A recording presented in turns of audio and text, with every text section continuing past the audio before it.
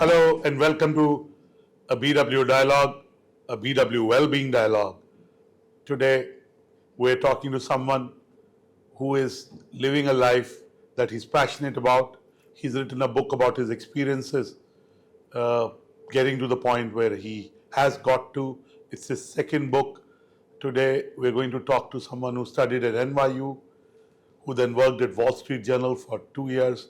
Then he joined his venerable family media business at ABB as head of strategy, and then gave it all to pursue his passion for writing and become a full-time author.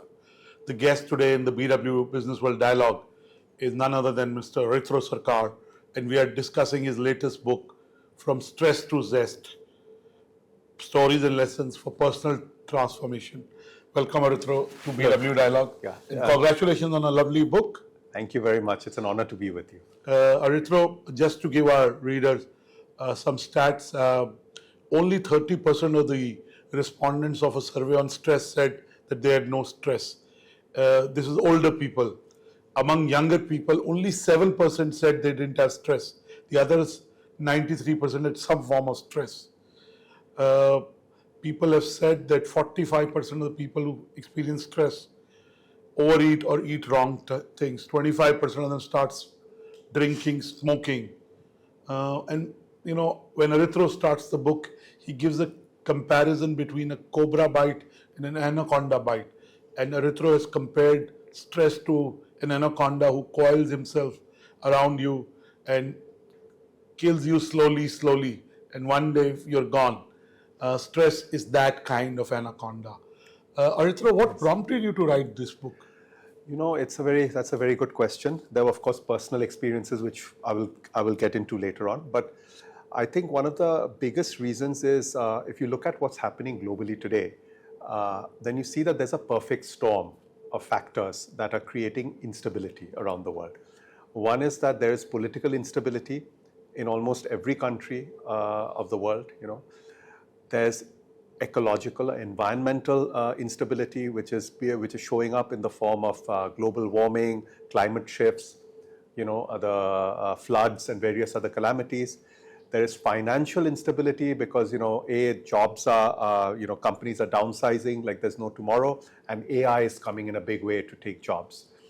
And fourth is there's relationship instability, because for the first time what's happening is someone, say, sitting in, say, a married couple sitting in, let's say, in the districts of West Bengal, for example, would have access to, you know, attractive people from around the world.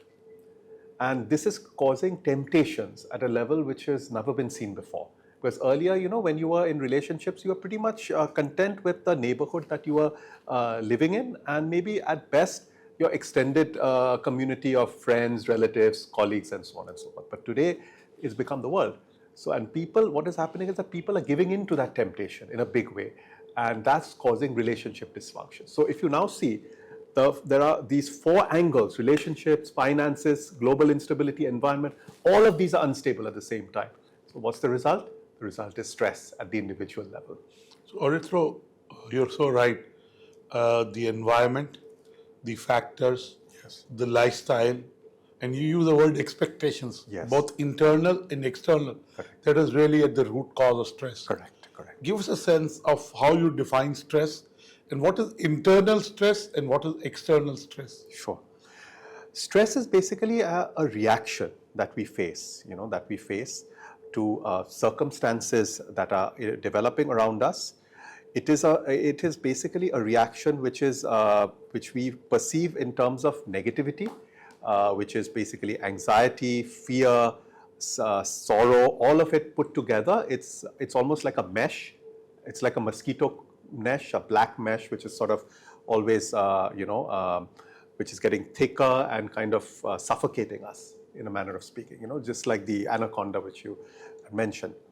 So the root problem is basically you have to understand why this web surfaces, you know, and the reason why it surfaces is basically is because of our reaction to things, not the events themselves, but our reaction to the events is what is causing this problem.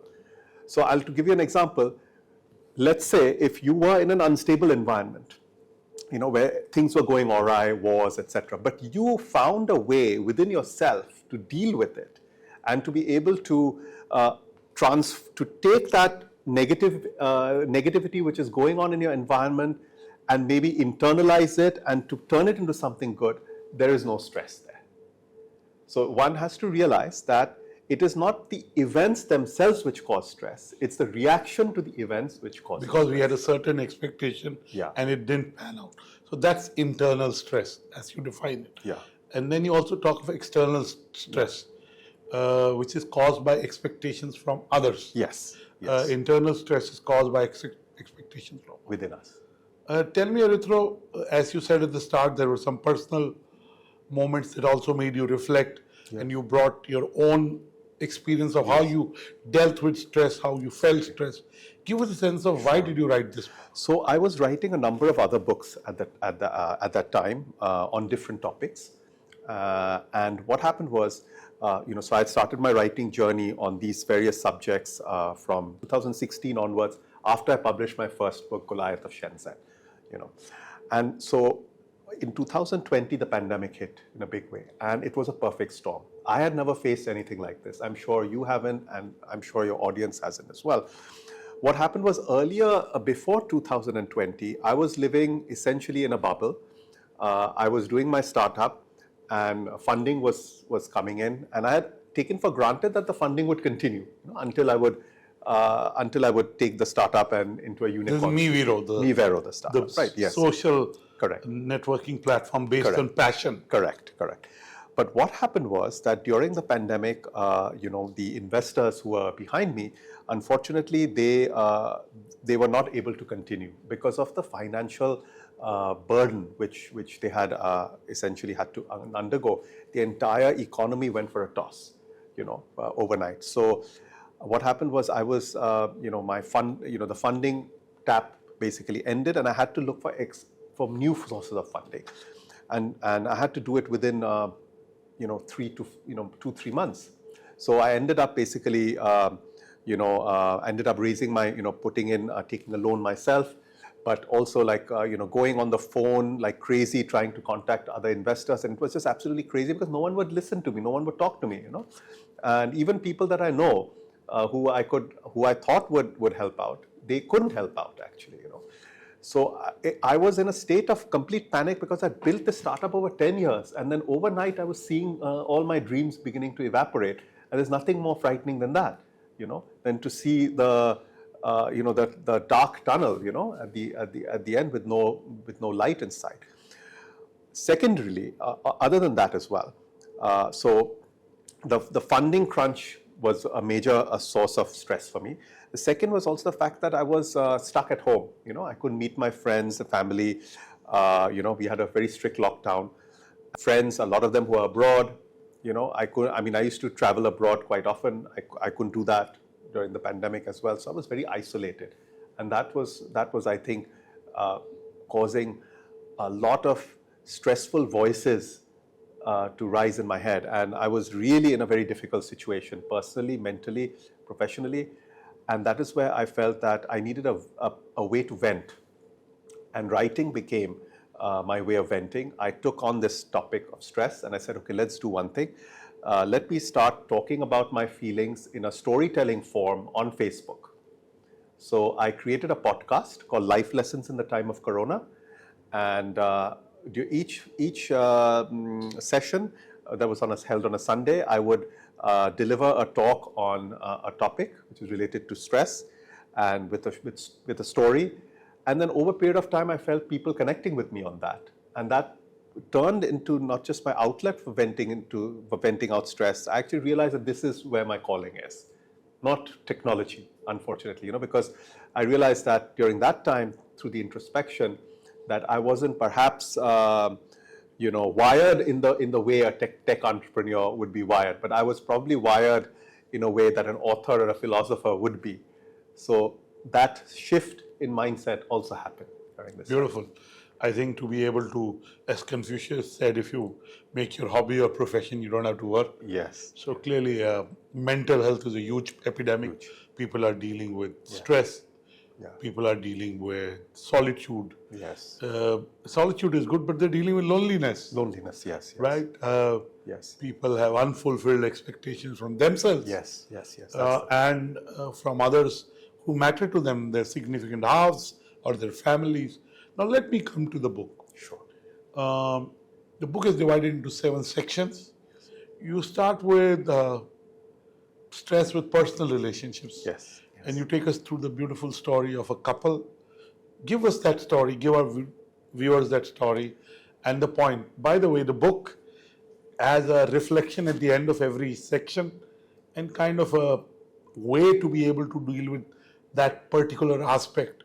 So it's a book that can help you in growth and personal transformation by assimilating the lessons from the storytelling and anecdotes in the book. So, how does one deal with stress in personal relationships? Sure. The main reason, as I said before, if you go back to the fundamental root cause which I had identified, which is expectations, fact is that, there are actually, if you really see in the world, in the purest sense, there are 3 forms of relationships. The first type of relationship is transactional. It's basically based on expectation, but simple straight line expectation. You give me something, I give you something. And then once that contract, it's almost like a contract. Once that is over, the relationship is over. Second form of relationship is where it's more of a partnership, where there are expectations, but they're slightly more in the longer run. Like, I will help you become somebody, you also help me in some way, right? So a majority of the relationships fall in one or two of these categories. As in the Sanskrit word, it's either the tamojit or the rajotam. The rajotam is basically based on the ego and the power. So that's the secondary.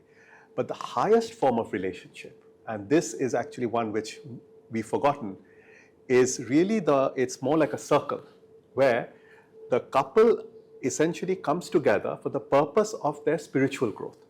And there are very few people, very few examples that we can think of, but a few that come to my mind are Thakur Ramakrishna and Ma Sarada, whose relationship transcended the body, transcended expectation, everything. Another one is, of course, Jesus Christ and Mary Magdalene.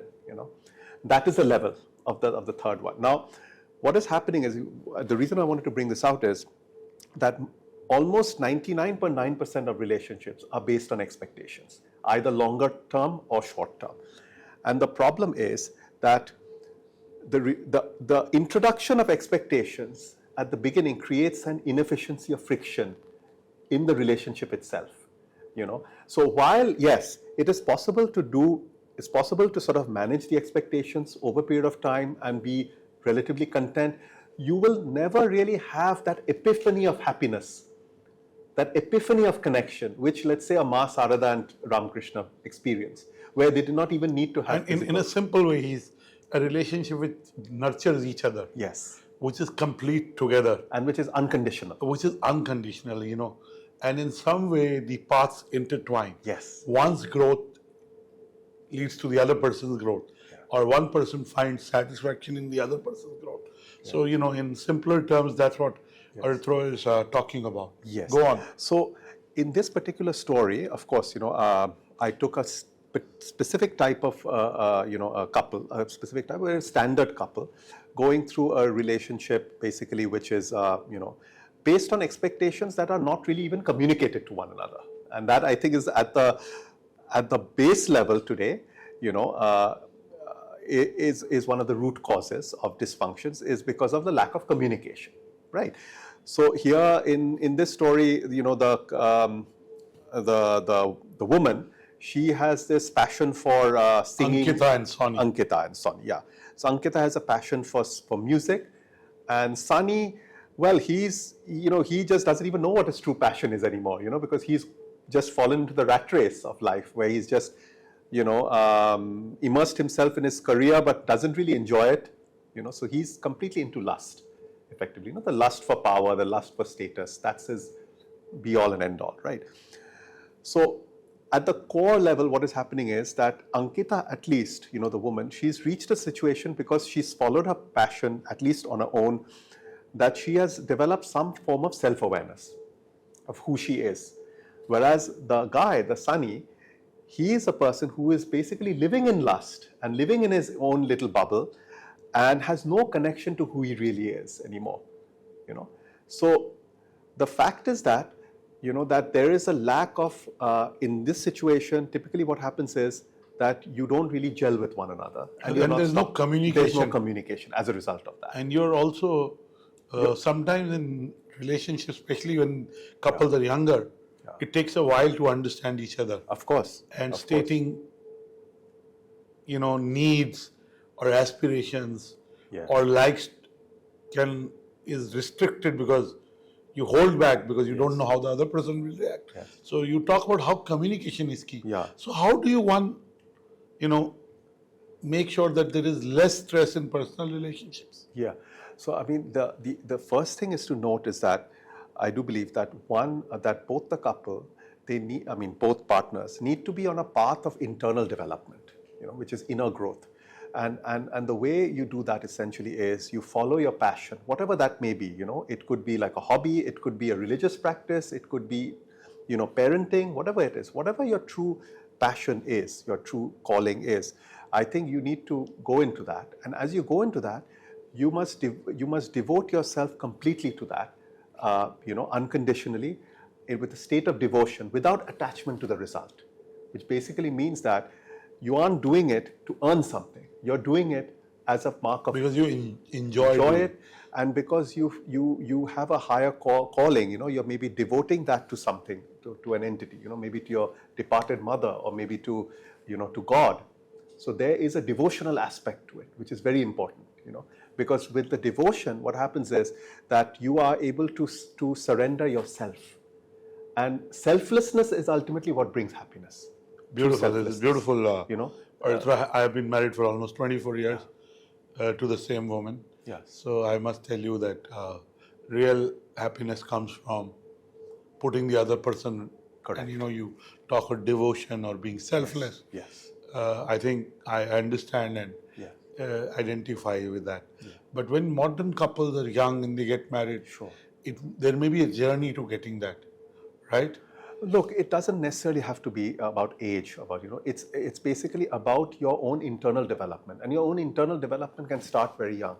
You know, I mean, you've seen, like if you look at all the stories that we have read in the Upanishads and Puranas about Krishna, Hanuman, you'll see that even when they're children, or Ram, they were selfless. You know, that's the point. And the reason why we have these beautiful stories in India, unlike, let's say, in other civilizations, because they're telling us, they're teaching us these core values. Absolutely. Now let's come to another. Relationships are important. Relationships make life meaningful. Yes. Then there is relationship with your family, your extended family. Yes. And family can have expectations. Your parents can have expectations. Your brothers, sisters can have expectations. How do you deal with family pressures? In your case,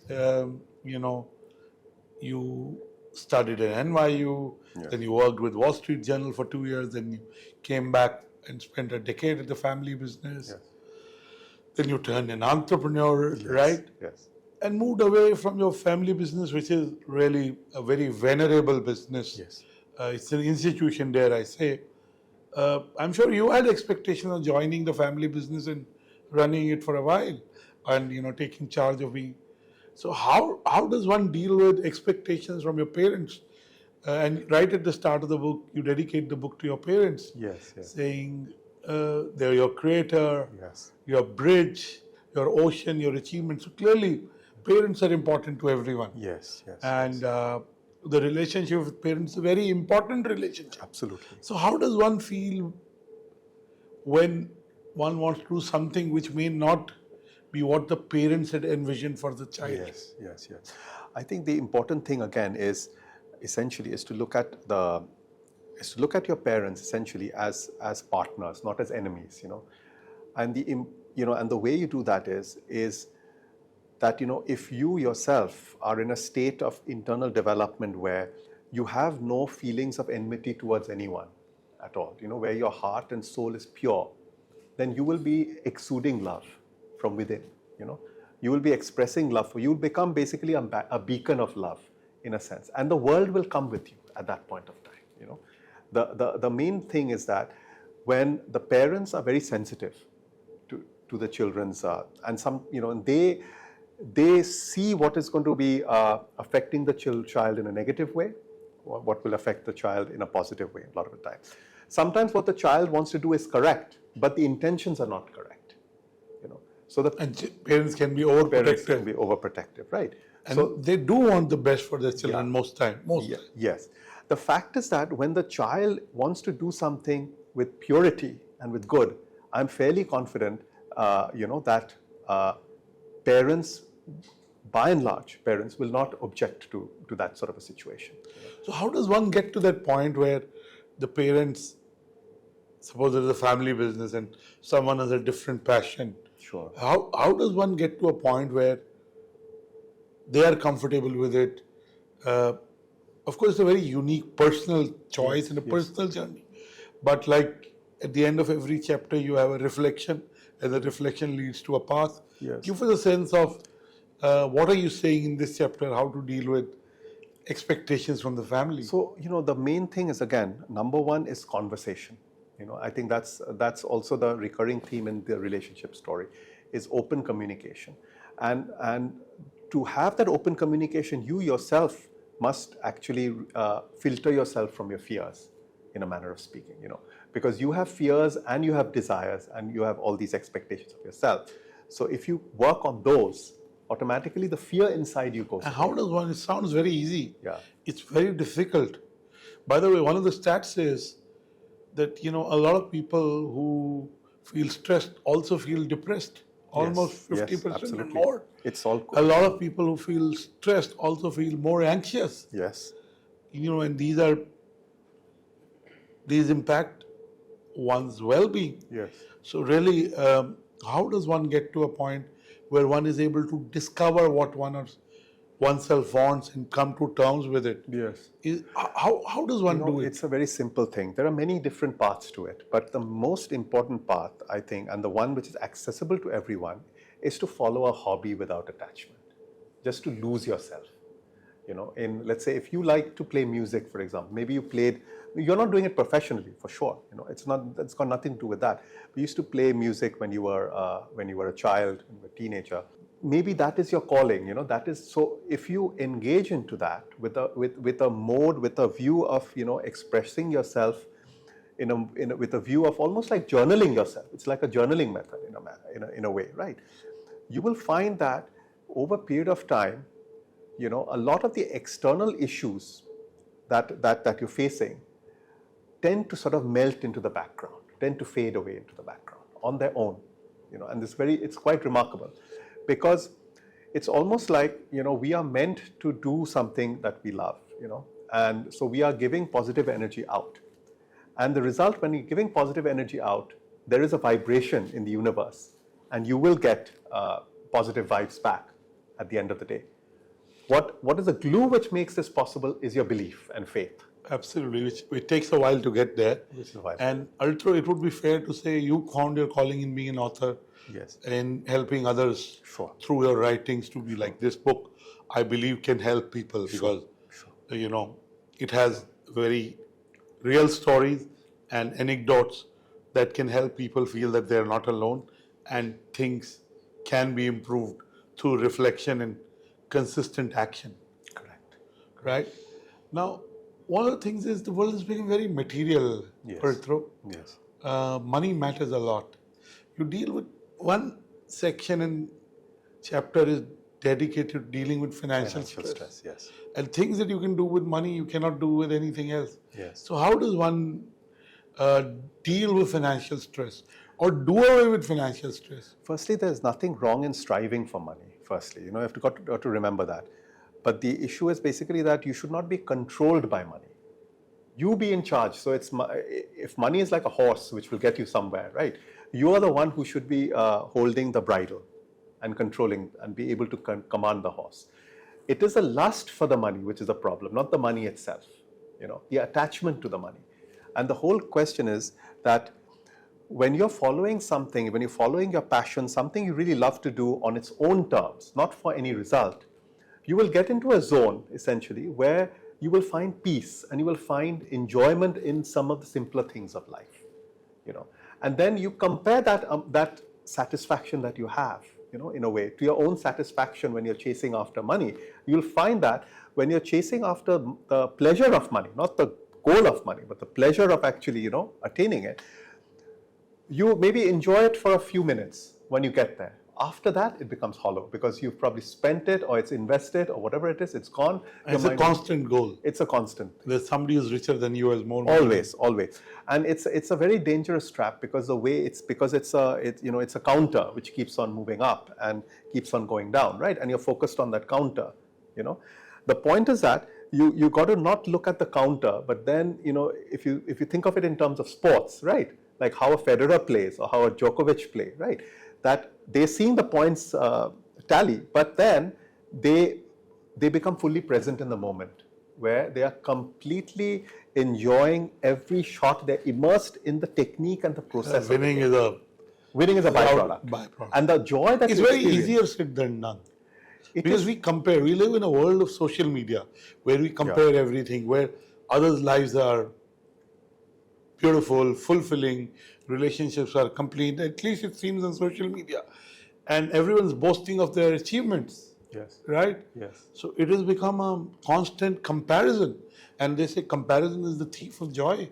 Yeah, you're absolutely correct. But you have to remember one thing, is that what you see is not what is real necessarily, Is that just because you're seeing beautiful pictures and pictures of people dancing and, enjoying themselves, doesn't necessarily mean that they're really happy inside.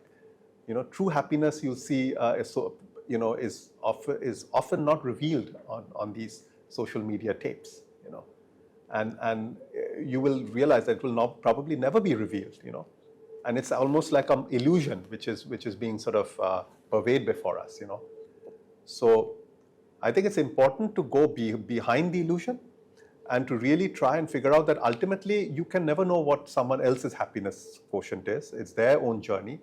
What is in your control is your own happiness, right? And how you feel, right? So focus on bettering yourself, focus on developing yourself, becoming a better human being, on achieving your goals without attachment, and you will find that you're on a journey, towards self-improvement and towards satisfaction, which doesn't require benchmarks from anywhere else. Okay, Aritra, you make it sound so easy, but read the book. Trust me, I read the book, I think 1 week after it came out, and I read the book second time between yesterday and today. It made me think about a lot of things. So it says unlock your potential by transforming stress into your strength.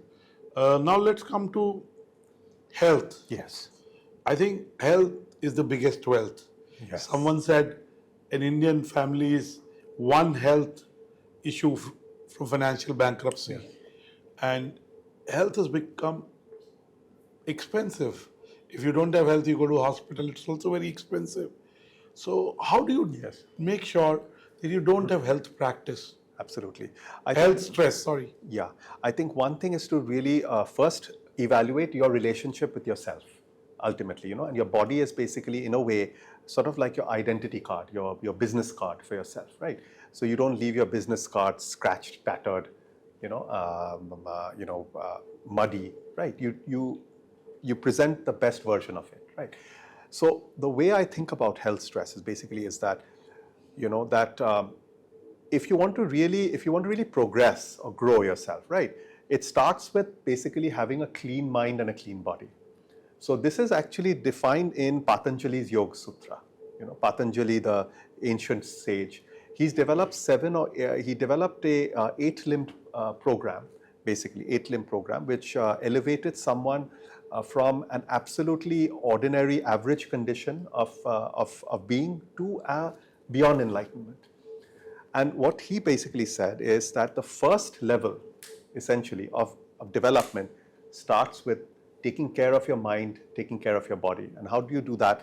Basically is health, which is eating right, physical exercise, and this is all captured in the Yam Niyam, I think. That's the important thing, is purity of mind, pure mind, pure body. So it means basically taking care of your body through proper diet, exercise, and also your mind through through not really doing anything which is inauthentic. Like, for example, not to lie, not to cheat. Essentially, it's a compression of the 7 deadly sins, but in a wellness perspective. And so once you These are positive affirmations of how you can positive get there. affirmations of how you do this. So taking care of your body, basically is the first step towards your internal development, right? Taking care of your body and your mind. Once you achieve that, only then are you in a position that you're fit to actually go ahead and pursue other things. Really. Absolutely. And sleep plays a big role. Yes. Good quality sleep Absolutely. plays a big role. Good relationships play a good role. Yes. And finding your true passion and following it plays a true role. But you also have to keep in mind that true relationships, again, will happen when you are authentic, when you know how to communicate, when you're honest, when you're transparent. Then there's a greater likelihood that the relationship will be prosperous, right? So you have to look at the leading factor, not what you get out of it. So that all falls within the purview of yam niyam, the first 2 limbs, effectively. Absolutely. Now, one of the big things is social pressure. I talked about social media. I talked about at the start. We talked about our own expectations from ourselves, our family's expectations of ourselves, comparison. Correct. Correct. So how does one deal with social pressure? So I think the first thing is to have a little laugh at it. That's important, because you have to understand that this whole thing of social pressure is basically a competitive rat race. It's like a horse race which has been created, and we have all been sort of thrust onto the sidelines. Jao, daudo. Yeah. Now it's basically a bit of a lark. You have to take that as a bit of a lark, because you are not actually forced to run the rat race. But you feel that if you don't run the rat race, you'll be left behind, effectively, right? So I think it's important to kind of find out what you're really made of. If you're not a competitive person, for example, like I'm not a very competitive person. For me, a rat race type environment is a bit destructive for me personally, and I realize that. So I try not to be in a competitive mode, but other people are different. Your nature might be that you like to compete, but the question is that maybe then you immerse yourself in becoming better at whatever you're doing, right? So that the result comes in your favor. So again, at all points, Aritra is talking about going inside. Yes. Starting with yourself. Yes. Starting with the why. Yes. The how will follow. Starting with what your own understanding of what you like, dislike, what gives you happiness, what gives you joy. Correct. Now, Aritra, is there a playbook to bringing stress to zero or reducing it? Yes, of course. I mean, the number one thing is, I think, I would say the first step is introspection. It's going within. Reflection. Journaling. And I think the angst that you feel effectively. So first thing is that you need to be in a situation where you first witness the angst that you feel. And the way I think about it is basically that maybe you sit in silence for, maybe say initially for 5 minutes, 10 minutes, eyes closed, in a quiet place, and you simply see the thoughts and emotions that are swirling within you kind of appear like a movie on a canvas. Do not react, just observe, just witness, right? You will find that there'll be a lot of turmoil in the beginning, but over a period of time, it will start to silence, it will start to sort of ebb, and you will experience a kind of spiritual silence, in a manner of speaking. When you have experienced that spiritual silence, that is a good position, good time to actually turn that spiritual silence into something productive, which is then express yourself, express what you've actually seen, maybe either through a story, maybe you journal it, maybe you write a... Yeah, people are too busy on their phones, texting or reading something or watching a video. People don't make enough time for reflection. I would say being cut off from whatever they're doing. Meditation requires being cut off from everything. I think observing yourself, your breath. I would say, look, it's important. Okay, so the way to think about it is not to say that we don't have enough time. The way to say, can I make 5 minutes of the day for this? Can I make 5 minutes of the day towards creating a good habit, right? And you believe in the habit, firstly. That's the important thing. You must have faith that this habit will pay off in the long run, right? It's not something which will pay off immediately. But can you dedicate 5 minutes of the day, just 5 minutes to start with, and then you can build on that. That is the whole point, So take 5 minutes and make that into a habit for a week. I assure you that when you do it for a week, you will then want to do a little bit more. You want to go a little bit deeper. 5 will go into 10, 10 will go into 20. And then when you actually hit that position where you're able to sit still with, for 30 minutes, I think you are in a prime position for actually your next stage of growth. Okay, Aritra, there are 7 chapters or sections. Yes. And then you, through a story, illustrate the point that you want to make. Yes. Which is your favorite story or favorite chapter? My favorite story between you and me is this one called, it's actually a toss-up between 2, but... You can take 2, you can talk about both the stories. One is, of course, We Can Be Legends, which is a story about financial stress, because I experienced the stress of trying to fundraise for my startup. So that was even now I can feel that. The other one is a story called Lightning in a Bottle, which is a story in job stress, a story about how to overcome job stress. And that was also another form of stress which I have faced over the course of my life in a very deep way. And these 2 stories, because I faced it so viscerally and relatively more recently also, relatively more recently. That's why I would rank them in the top of in my top of my favorite list. Let's call it this way. Aritra, how do you discover your true passion? How did you discover? I mean, you talked about how in COVID you went through and then you realized you had started a Sunday podcast and that led to the book. But is there a way to is there again a thumb rule or a playbook or a process to get there? Yes. So the main thing is, you have to realize that most of us have probably tried out something that we loved when we were young at some stage or the other, and either we did not go deep into it at that point of time, or we may have gone deep into it for a while and then sort of stopped it, right? But most of us have had some inkling about what we loved to do when we were children, essentially. And I think the playbook really, I mean, I wouldn't call it a playbook as such, because I don't really think that there's a formula for this, really. It's all personal, it's all individual. But the main thing is really, again, starts from, I think, going deep within yourself, and preferably you could, in this particular case, take the help of a spiritual guru or a psychologist. Or a life coach. Or a life coach, someone who is an expertise in the field, who can actually maybe through various techniques help you to go back into the childhood and try to extract that which sort of stimulated you to levels of joy which you probably still remember in the back of your head, but which you probably do not experience now, and you're probably searching for that. Can you use stress as a positive input to be able to change yourself, transform yourself? Yeah. Can stress lead to positive outcomes? Yes, absolutely. Stress. Tell us how. Yeah. So you have to understand that stress is coming to you from your own reaction, right? And sometimes what is happening is that your own reaction is obviously, it's negative, because you're seeing things as, we tend to see the glass as half full, right? As half empty rather, right?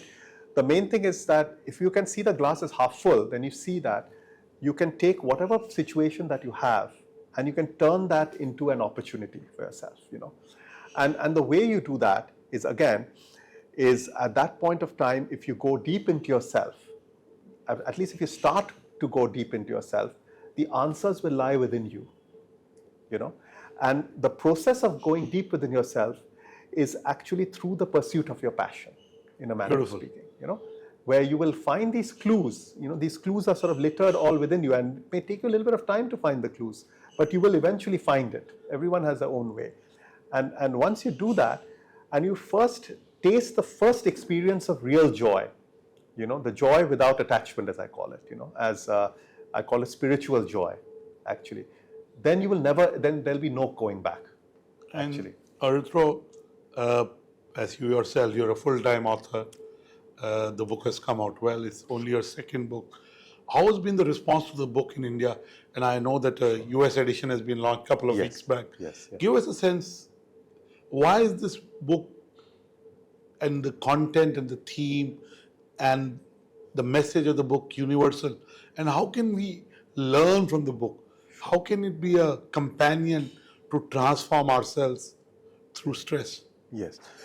So I feel that this book, has firstly it's generated an incredible response, much better than what I thought, really. And maybe that's unfair for me to say, but I had a feeling, and initially, that not that many people read anymore. So I was a little bit apprehensive, but it's turned out that it's not the case.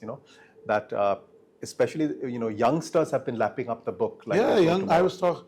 Youngsters go to for counseling. Yes. Youngsters go to astrology platforms for career advice, for relationship advice, for money advice. So clearly they're looking for a counsel. This book is that counsel. This book is a toolkit.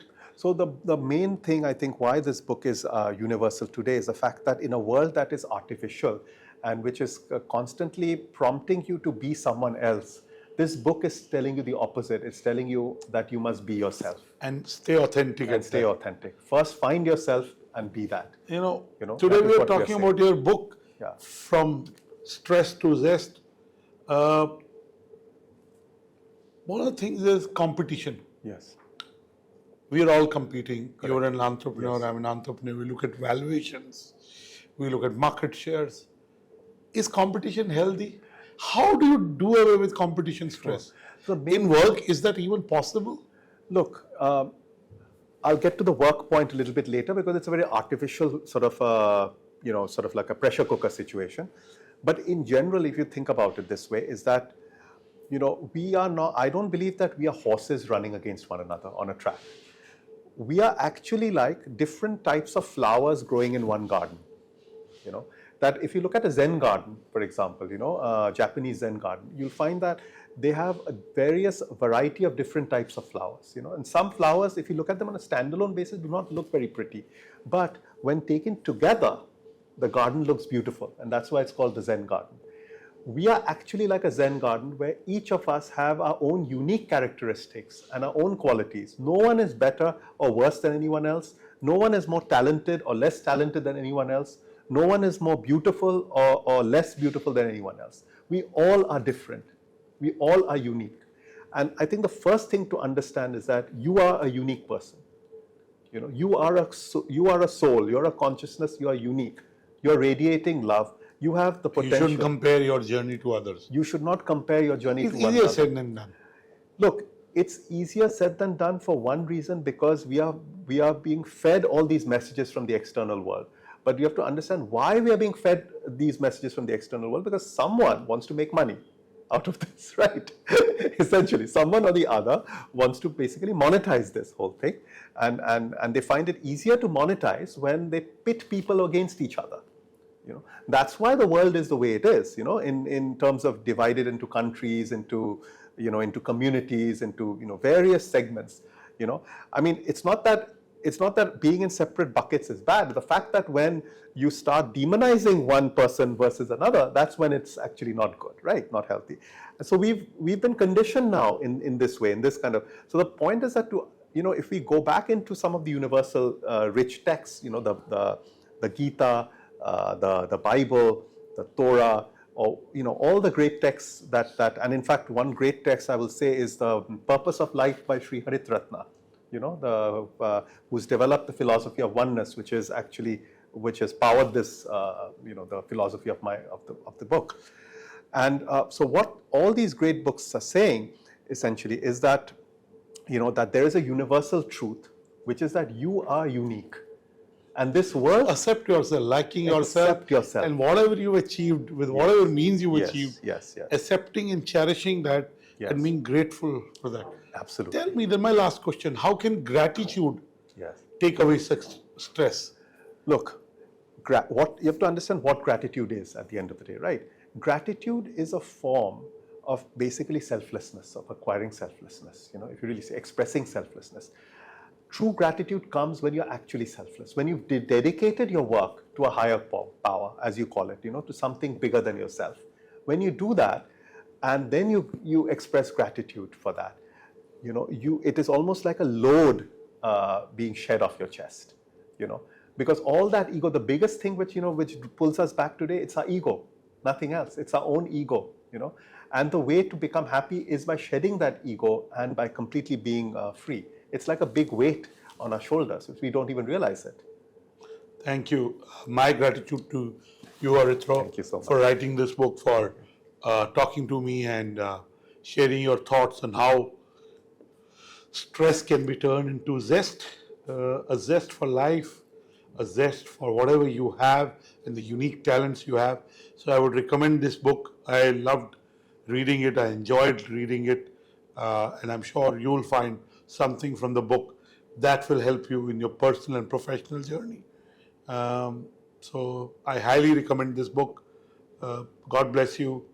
Once you read the book, do write back to us or write to Mr. Sarkar directly and give us your feedback on the conversation, the BW Businessworld Dialogue with Mr. Aritra Sarkar. Thank you so much. Thank you so much, sir. God bless you.